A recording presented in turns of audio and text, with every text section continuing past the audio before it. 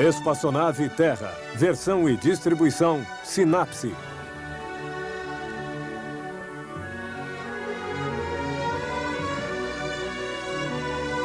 Terra, nossa nave espacial. Bem-vindo a bordo para esta viagem de 1 ano em torno do Sol. Estamos aqui. Alcançaremos a estação solstício em 2 semanas. Esta semana, vamos ver como os astros são ligados entre si. O pequeno planeta Mercúrio fica tão perto do Sol que não podemos vê-lo, exceto quando ele se desloca ao máximo, como esta semana. Após o pôr do Sol, Mercúrio tem tempo para brilhar. Mercúrio é o planeta mais próximo ao Sol. Aquele que gira mais rápido em sua órbita, uma volta completa em 3 meses, 4 vezes mais rápido do que a Terra. Mercúrio deve obrigatoriamente girar muito rápido para ficar em órbita, para contrabalançar a enorme força de atração que o liga ao gigantesco Sol bem próximo. A força de atração do Sol deteve a rotação de Mercúrio em torno de seu eixo e o faz girar bem lentamente em 59 dias, ao invés de 1 dia como na Terra. Acontece que uma zona de Mercúrio que passou na sombra volta para o Sol porque sua rotação muito lenta faz com que o Sol o agarre. Neste lugar, poderíamos ver o Sol se pôr no horizonte e depois voltar novamente durante alguns dias. Mesmo de dia, o céu fica negro e estrelado porque não existe atmosfera. Não existe ar, não existe céu azul, mas ainda assim, duplos pôr de sol.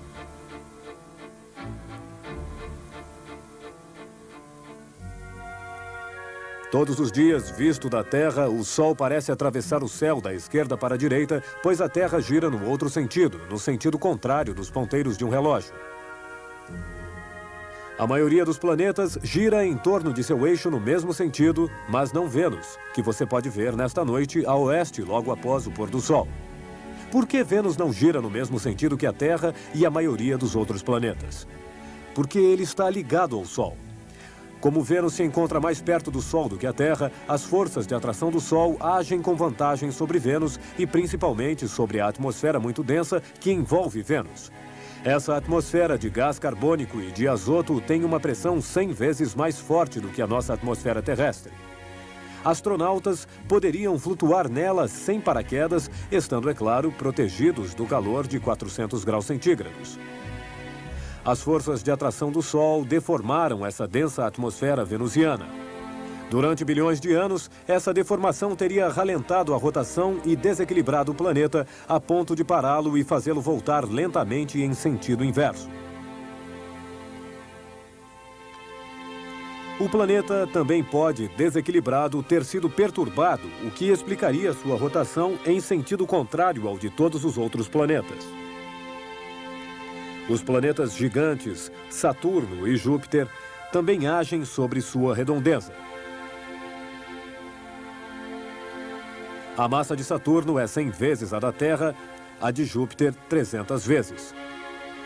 A enorme força gravitacional de Júpiter se estende a 800 milhões de quilômetros à sua direita e à sua esquerda.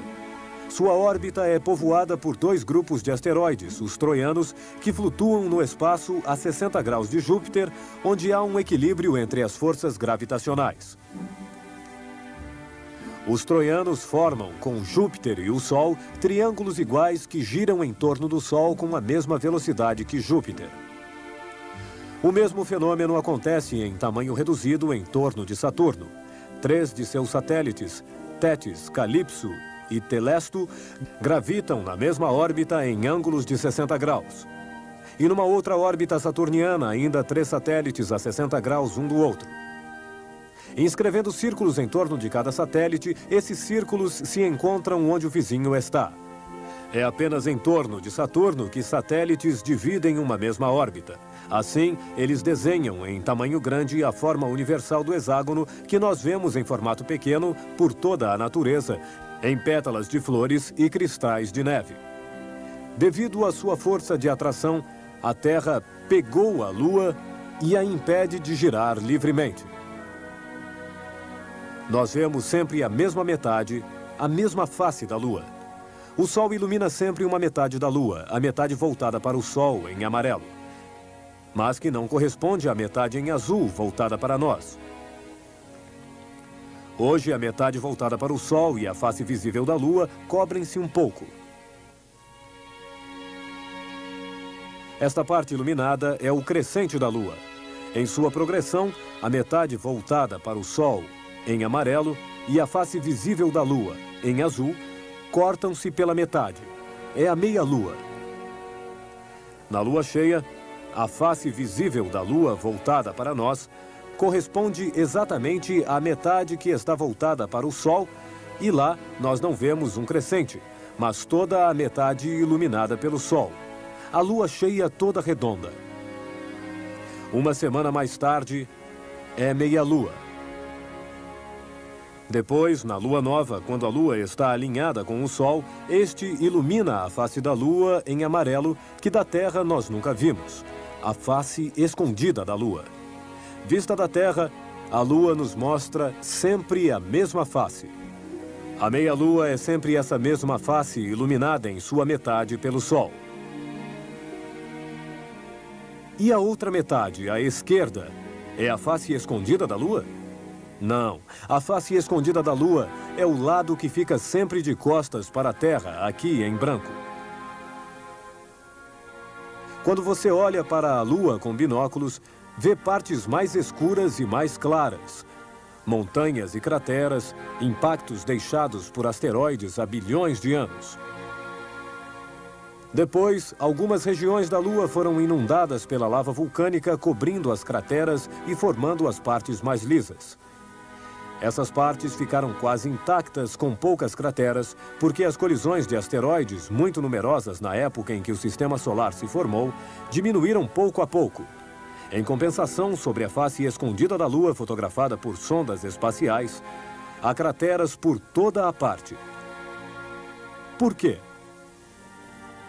Esse é o lado que não é protegido pela Terra, o lado que é voltado para o exterior, e é de lá que vêm os asteroides, não do lado da Terra.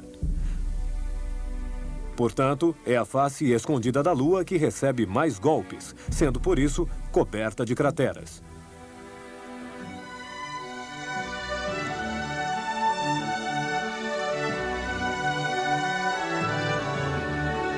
Boa viagem, todos em órbita.